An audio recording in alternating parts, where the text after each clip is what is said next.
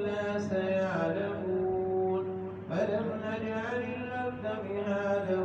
والجبال أوتادا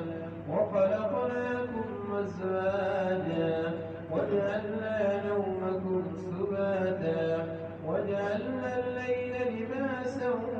وجعلنا النهار معاشا وبنينا فوقكم سبعا شدادا وجعلنا سراجا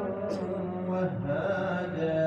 وأنزلنا من المعصرات ماء ثجاجا لنخرج به حبا ونباتا وجنات ألفافا إن يوم الفصل كان ميقاتا يوم ينفخ في الصور فتأتون أفواجا وفتحت السماء فكانت أبوابا وسيرت الجبال فكانت سرابا إن جهنم كانت مرصادا للطاغين مآبا لابثين فيها أحقابا لا يذوقون فيها بردا ولا شرابا إلا حميما وغساقا جزاء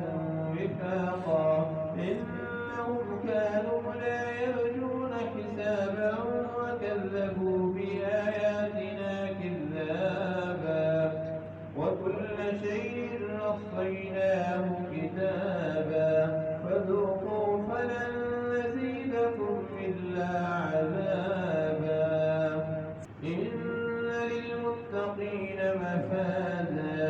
حدائق وأعنابا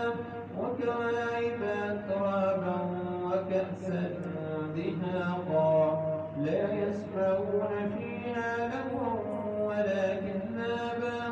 جزاء من ربك عطاء حسابا رب السماوات والأرض وما بينهما الرحمن لا يملكون منه خطابا يوم يقوم الروح والملائكة صفا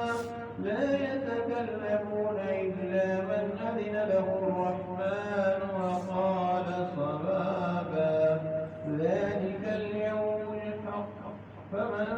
شاء اتخذ إلى ربه مآبا إنا